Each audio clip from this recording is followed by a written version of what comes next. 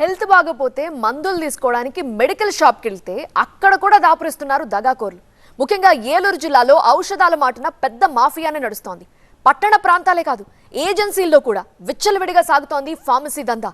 కమిషన్ల కక్కుర్తితో రూల్స్ అన్ని తుంగలు తొక్కేస్తున్నారు. డాక్టర్ చీటీ లేకపోతేనే మై హునా పైసలు ఇచ్చి కౌంటర్లో చెయ్యి పెడితే చాలు.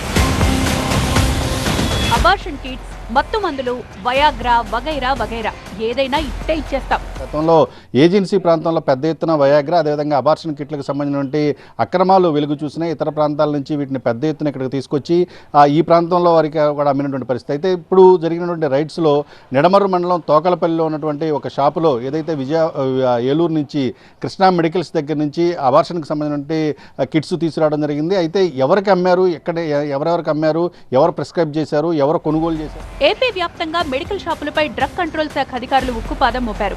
ఒక్క రోజులో 152 షాపులపై ఆకస్మిక సోదాలు చేస్తే 148 షాపుల్లో గోల్మాల్ జరుగుతున్నట్టు తేలింది. ఉభయ గోదావరి జిల్లాల్లో 17 చోట్ల తనిఖీలు చేస్తే 13 షాపుల్లో నిబంధనలు బేఖాతరే. గైనకాలజిస్ట్ చీటీ రాస్తే తప్ప ఇవ్వకూడని అబార్షన్ కిట్స్, మత్తు మందులు కూడా ఓవర్ ది కౌంటర్ చాలా ఈజీగా దొరికిపోతున్నాయి. గతంలో కూడా ఏలూరు జిల్లాలో 7 కేసులు నమోదు చేసి షాప్ సీజ్ చేసినప్పటికీ మెడికల్ మాఫియా యథేచ్ఛగా జరిగిపోతోంది. చాలామంది ప్రజెంట్ డేస్లో ఎన్ఆర్ఎక్స్ డ్రగ్స్ వలన యువత కూడా మిస్యూజ్ చేస్తున్నారు. అది ఎంతో ఉపయోగపడే మందులను కూడా మిస్యూజ్ చేసే పరిస్థితులు ఉండబట్టి దీని మీద ఒక రైడ్స్ అంటూ కండక్ట్ చేయడం అనేది జరిగిందండి. ఎక్కడ కూడా ఇలాంటి ఇల్లీగల్ యాక్టివిటీస్ ఎక్కడ జరగకుండా ఉండాలని ఈ డ్రగ్స్ పైన ఈ రైడ్స్ అనేది కండక్ట్ చేయడం జరిగింది. ఏమన్నా అందులో ఎనీ వైలేషన్స్ నోటీస్ జరిగితే గనక యాక్షన్ తీసుకోవడం అనేది జరుగుతుందండి. డ్రగ్ కంట్రోల్ అధికారులు ఉక్కుపాదం మోపిన షాపులోళ్లకు నో ఫికర్. ఎందుకంటే షాపులు చిన్నవే కావచ్చు, వాళ్ల సిండికేట్ మాత్రం చాలా పెద్దది.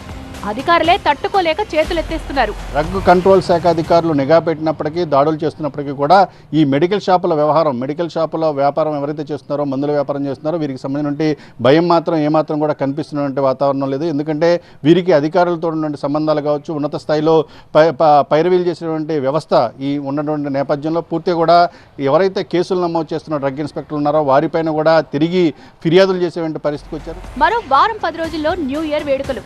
ఈ సమయంలో మత్తు మందుల అమ్మకాలు విచ్చలవిడిగా జరిగితే జరిగే నష్టం అపారం.